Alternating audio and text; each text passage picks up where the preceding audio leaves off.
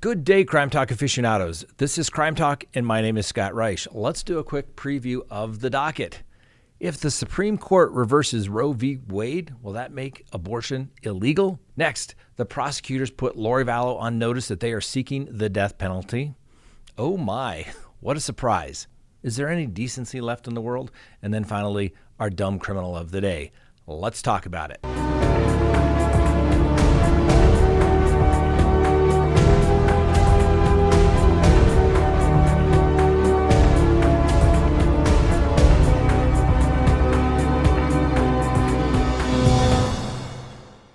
Good day, aficionados. Remember, tonight we go live at 6 p.m. Mountain Time, and immediately following that, we'll do our Patreon show.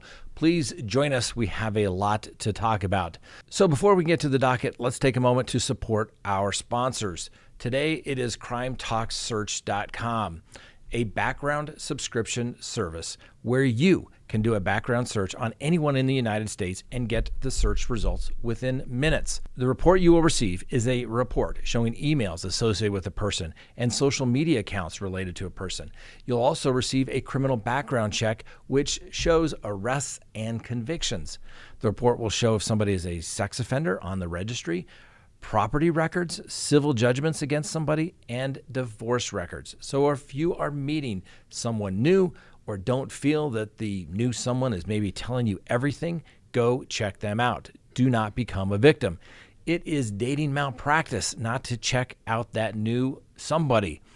Maybe the kids, the new boyfriend, maybe your spidey senses just start tingling when you talk with somebody. Check them out. We use this in our law practice daily, and we always discover something new about somebody with a background search.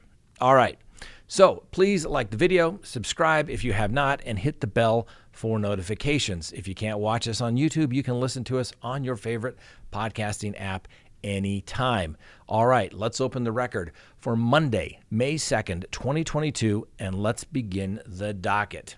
On Tuesday, the Supreme Court confirmed that the leaked draft opinion suggesting there are enough justices to overturn Roe v. Wade is in fact authentic. Chief Justice John Roberts said he had ordered the court-martial to launch an investigation to determine who leaked the document to the Politico site. Now, disclosure of the draft opinion also marks an extraordinary breach of protocol for an institution that has long prided itself on being, for the most part, leak-proof. And in the Supreme Court's modern history, no draft decision has been disclosed publicly while a case was pending. Whoever did this is more than likely going to be fired. Now, the 98-page draft opinion by Justice Samuel Alito is dated February 10th, 2022. It is styled as the opinion of the court in Dobbs v. Jackson's Women Health Organization, in which Mississippi and its supporters have asked the justices to eliminate the constitutional right to abortion that was first established by Roe in 1973 and reaffirmed in Casey in 1992. Alito's draft concludes that the Constitution does not prohibit the citizens of each state from regulating and prohibiting abortion. He describes Roe as egregiously wrong from the start. So what does this mean? Okay? And just so we're clear, Crime Talk is not picking a side. We are giving you the analysis of why each side believes they are correct. So before we get all the I'm unsubscribing to you, understand this is a breakdown of the arguments by both sides. Okay? That's all we're doing. So what does it mean? It really comes down to how someone interprets the Constitution. If the justices are a plain text or an originalist. Well, do you believe the Constitution is a living document that can be changed with the times without an amendment? You can just have the court do it? Well, as we all know, there is a way to change the Constitution and to amend the Constitution.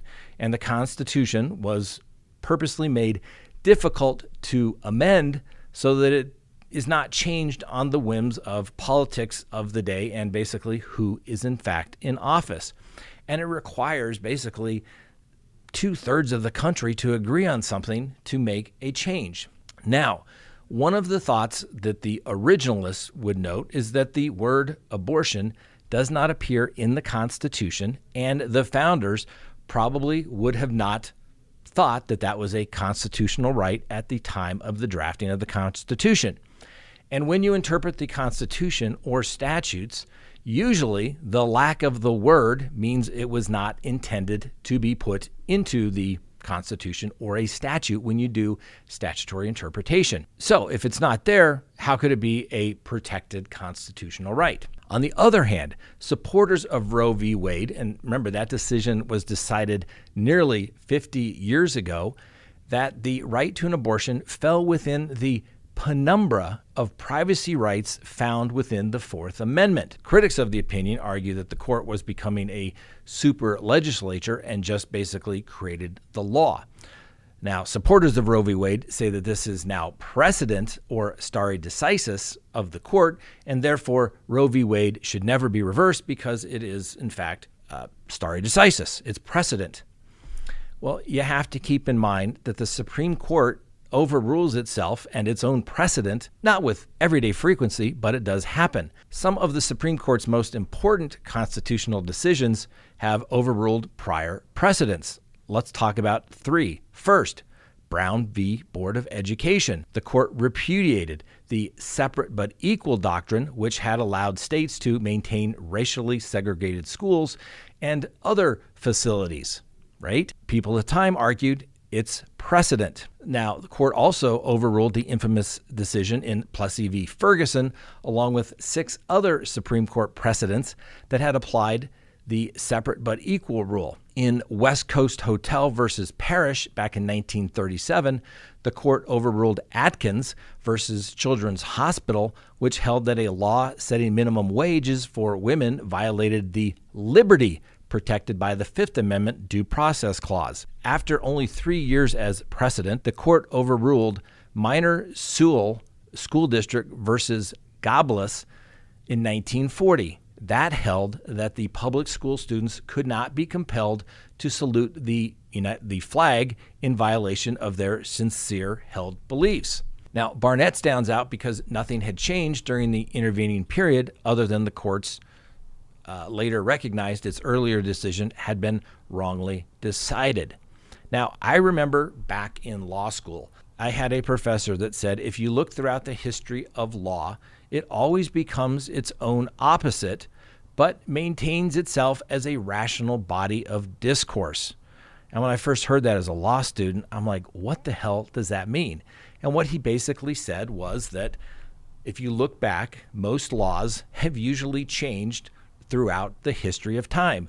But what gives it legitimacy in the legal system is that you have to be able to explain why the decision was made.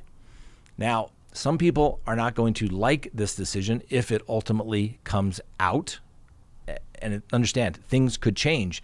With public pressure, one of the justices could change their mind. Maybe they'll limit their decision. I don't think they will, but it is, in fact, a possibility. But without explaining how you got there, you can't really give a whole lot of legitimacy to the new law. One day somebody shows up and says, this is just the law.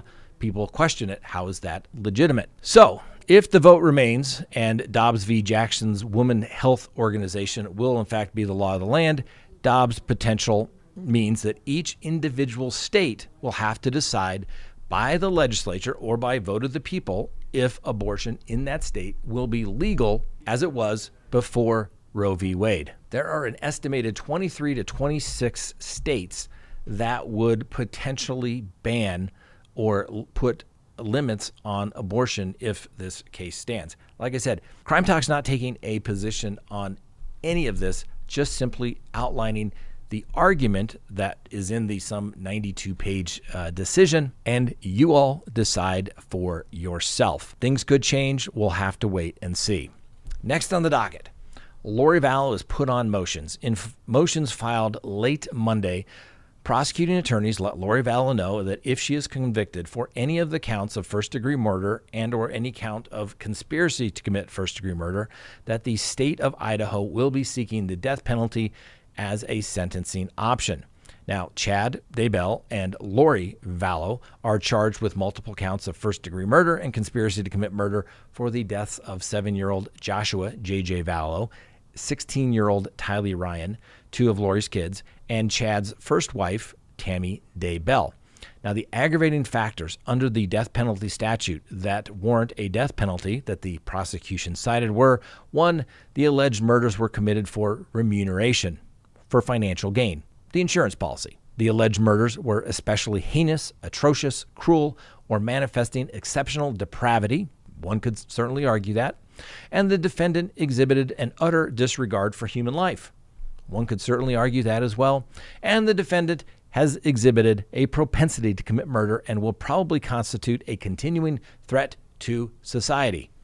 I think all those arguments could certainly, in fact, be made.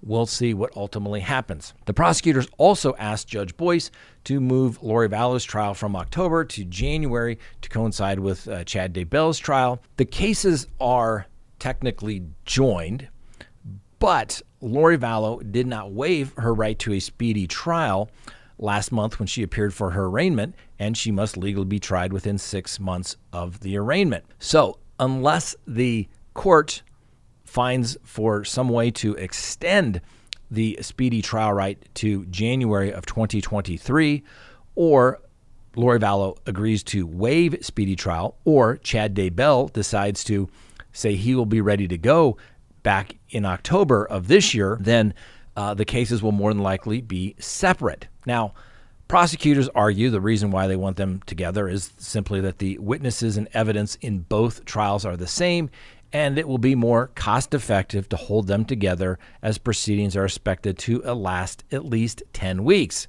Now, in my humble opinion, as I said the other day, the prosecutors should stop worrying about convenience and worry about winning their case, right? As I said yesterday, prosecutors should say, Judge, you tell me where, you tell me when, and we will have our witnesses and evidence ready to present to any 12 jurors, and we will prove our case beyond a reasonable doubt to each and every element of the offense charged, okay? The prosecutors charged 2 people with capital offenses. It's going to be expensive, it's going to be inconvenient, and it's going to be time-consuming. At the Court of Appeals, no one cares you are a small jurisdiction with limited resources. I'm not aware of any law that says you get a pass for those circumstances. Get it done. You got a break with Lori Vallow being sent to the state hospital for 10 months. Chad waived speedy trial.